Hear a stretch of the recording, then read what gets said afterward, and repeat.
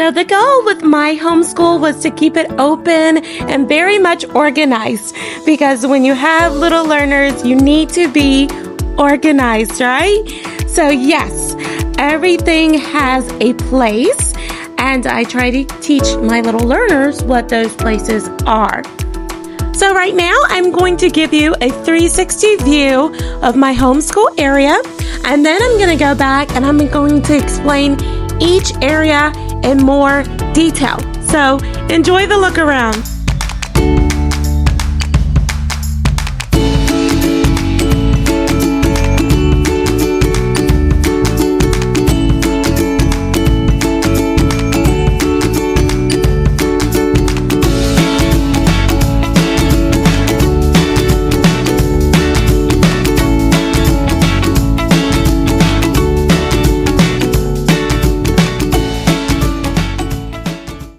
Let me start by showing you the most used area in the homeschool area, and that is my table area. Next, we have our television display area, and I use this again just for extra learning enrichment as well as entertainment for my 1-year-old while I'm working with my preschooler, and that works out great. So I have this gate partition that separates the rest of the home from our preschool area, and this just lets my little learners know, okay, when we cross over this gate, it's time for learning, and I think it works wonders. Up here are our library books. We check out new library books every 2 weeks. So here we have our play area with our firehouse, our books, and our other toys. We also have our word families wall, and right beside it we have our paints cans, and we have our abacus. So up here I store some of the work diagraphs and things that I use for learning purposes. So this is really my top shelf. Next we have some diagrams of different learning aids. So most of these deal with science and mathematics. So we have parts of the ear, parts of the body, parts of the skeleton. We also have the food groups. You'll find all sorts of things, including currency you'll find here, and just things that really aid in learning. And this goes with the Abeka learning curriculum that we have. And so whenever it's needed on a particular unit, we'll just pull out these diagrams, and it gives us that visual aid. So these are perfect. If we go below that, these are our free read books, meaning they can read these on their own at any time. These are specific for my 4-year-old, for her to read. So these are at her reach. And we have softback and hardback. Down here are board books, and these are for my 1-year-old, so that he can just pick out a book and read. Under the table, I keep the storage of blocks, and these are manipulatives that we would use for learning. There's also additional toys stored in this box, and if we really want to have a full out play day, I would allow them to pull out these toys as well. Here are a few extra worksheets for a rainy day. Right beside it, I keep this original Leapfrog learning system, oldie but goodie. So if you open it up, it has the full set with the cartridges, and then you have the books right over here that you can use, and they have a cartridge for each book. Then we have here this wonderful preschool pad. It has a little bit of everything. I actually refer to it as the busy work pad. It just really will keep your child busy while actually learning. So I really love this preschool pad. Here are some of my posters that I keep around the classroom. I keep these for 2 reasons, and one is just for self-learning or self-teaching. whenever my little ones want to explore the room, but also when we do circle time. When I want to teach my 4 and 1-year-old together, it's a great idea to have these kind of posters. And just to the right over here, I keep my easel, and this has a chalkboard and a dry erase board on the other side, and this allows for my little learners to free write. I also keep a few painter smocks underneath, and we just grab those whenever we want to paint, because you can also clip a piece of paper on the easel and paint on that same easel, so it's a great piece. Okay, let's flip around to the other side of the classroom and explore our resources and materials area. So here I have pre-K gels lesson plan templates. I really don't use them, as with my 4-year-old, I'm already doing kindergarten curriculum. So really what I use is this little handy folder right here. And this is our daily work folder, and it allows her to have morning work for every day of the school year. And so it starts at day 1, and she just starts by writing her name and doing simple little tasks that build up over time. And so if we move on, it includes day after day after day, and it just builds on a child's knowledge over the school year. And it includes all subject areas, including punctuation and grammar and mathematics. So it's great to have these, and it goes up to the 180 days of school. So pretty handy to have these. I'm actually going to be putting these on my website, so I'll let you know when I have these available for purchase, and they'll be little to nothing just to download. Here I have my Homeschool Mama Planner, which I absolutely love. Not only is it aesthetically pleasing, but when you go in, it just has everything you need for the homeschool year. It has the students' information, it has a place where you can keep up with grades and attendance. It has a space for calendar, activities, and also lesson plans. So I can put the link for this particular planner that I purchased on Amazon in the description below. So definitely a must-have. Now this teacher planner actually surprised me, and I only bought it out of curiosity and for the very low price, because I'm wondering, why is this planner so inexpensive? I found it for $5.05 on Amazon, no joking. But to my pleasant surprise, when I received it, it has everything, as you can see, that a homeschool teacher or any teacher would need to do their lesson plans, to keep up with everything. I mean, it's all here. And so I was sure to go back on Amazon, because there was no reviews when I purchased it. I was sure to leave a review, and I can also link this one in the description below. But if you buy nothing else, buy this one, the teacher planner.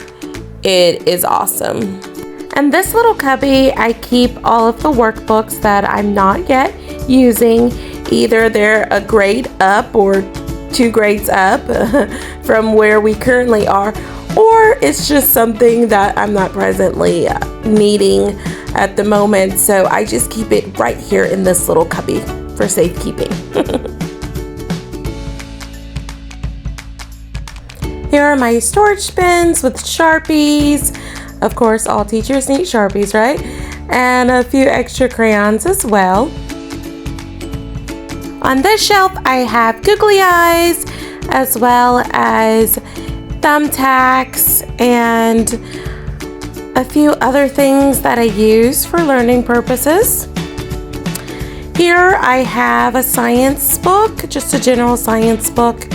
And here is a literacy book, a little advanced. So the next book here, Phonics and Languages, goes along with the Abeka curriculum that I have. And my Abeka curriculum is actually for grade 2, because I do plan to keep my daughter one grade or 2 grades ahead at all times. So that is my reason for this particular curriculum being at grade 2. And it covers everything. It is a Christian-based curriculum, so in addition to regular academics, it also has Christian-based learning and biblical teaching and things of that nature that I'll show you in just a minute. So here you see the phonics and languages 2 again, but these are all the student books. The ones I just showed you were actual teacher books or answer keys. So all of these are curriculum. These are the biblical-based curriculum here. And when I say biblical-based, it's not necessarily Bible stories, but it's just infusing the good moral teachings of the Bible in the stories. As you can see, the Lex reading levels for grade 2, it just allows you to go in order for the level that your child is on. Here are some Abeka reading comprehension 2 books, arithmetic book here, another reading 2 book, all sorts of books in this curriculum. It's a huge curriculum. It really is. You'll see a lot of repetition here, but they're all homeschool, Abeka learning series, history, science, health, arithmetic again. Just so much to learn and to teach language arts to for homeschool specifically. So we have a lot that go along with this series. These are the teacher books specifically right here. That has the teaching guides, and it has answer keys and things like that. Now, these books are off limits, and they're off limits because they're used for curriculum, for teaching, and they're more academia books. So they have very lengthy descriptions, very scientific descriptions, or they just go with a particular theme or season. So these are kind of my off-limit books that cover a variety of subjects such as science, as well as biblical teachings, holidays, mathematics, telling time, you name it, it's all there. This is a collection that I would actually recommend any homeschool mom or teacher to have in their classroom. So instead of shuffling through books when you need something for a specific topic, you already have them set aside.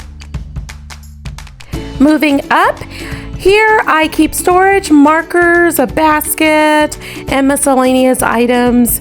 And over here I have storage for my flashcards.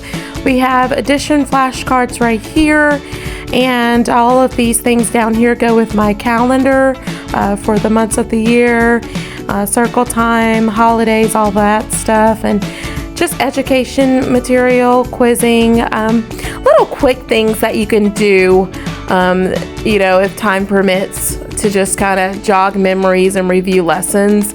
Over here, I just have a word of affirmation. God loves me. I know He does. I want those kind of things in my classroom to always encourage the children to not only read, but to know good things about themselves. Okay, so these books are known as my creme de la creme books because these are the books that we are currently using for learning. They are K level or kindergarten level. And the first one I'm going to show you here is the science book. This is a splendid science workbook. It has vocabulary, it has projects in it. It could not be any more perfect for the kindergarten level, and quite frankly, it's perfect for a pre-K level. So my daughter's pre-K, and this works great for her. And I will put the link in the description below so you can get this science workbook. So the next book is Punctuation and Grammar.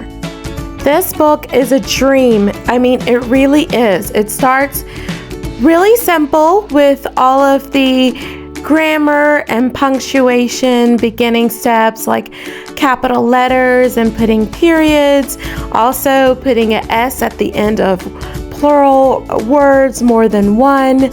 It has little activities that you do just to reinforce what has been learned. When I say I love this book, I love this book. This workbook, I will also put the link in the description below. Parents, run and buy this book. It's on Amazon. Run and buy this book. Teachers, run and buy this book. This book is awesome. So, yes, I love it and I vouch for it. Here is the kindergarten math workbook. Not my daughter's favorite, and not because she's not good at math. It's just because math is just not her favorite. Science is her favorite, reading, all of that she loves, but math, handwriting, So, I mean, that's okay. Your child's gonna have their subjects, but this is a great workbook to get them started. So, again, I found this one on Amazon, and I will be linking this one in the description below. So let's check out a few more pages.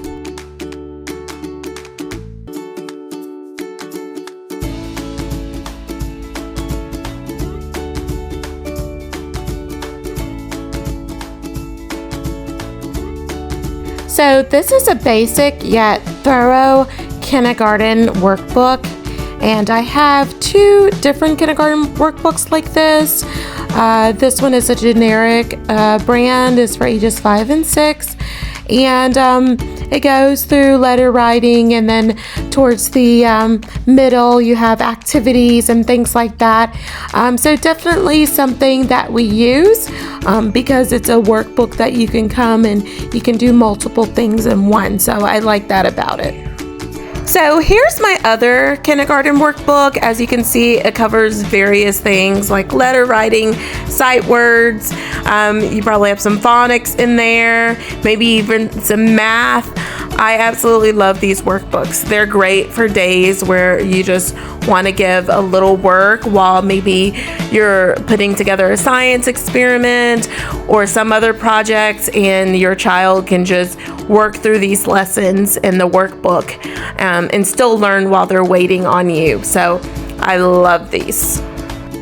Okay, so for the sake of brevity, I'm not going to show you every single thing in my homeschool area. It will just take absolutely too long. I have so many different things, but there is one more thing I definitely want to show you. So let's go ahead and skip to that.